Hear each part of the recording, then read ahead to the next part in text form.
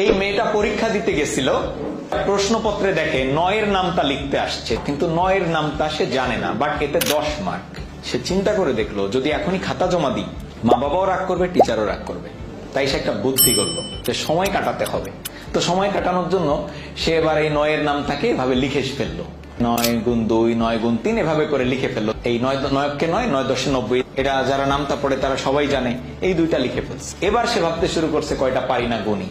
তো লিখলো 1টা পারি না, 2টা পারি না, 3টা পারি না, 4টা পারি না, 5টা পারি না, 6টা পারি না, 7টা পারি না, 8টা পারি না। তাও দেখে সময় অনেক বাকি। তাই সে এবার বুদ্ধি আটলো, উপর থেকে তো গুনলামই, এবার নিচ থেকে একটু গোনা শুরু করি। তো নিচ থেকে গোনা শুরু করছে। 1টা পারলাম না, 2টা পারলাম না, 3টা পারলাম না, 4টা পারলাম না, 5টা পারলাম না, 6টা পারলাম না, 7টা পারলাম না, 8টা পারলাম না। এবং পরীক্ষার খাতায় সে 10-এ 10 পেয়ে গেল।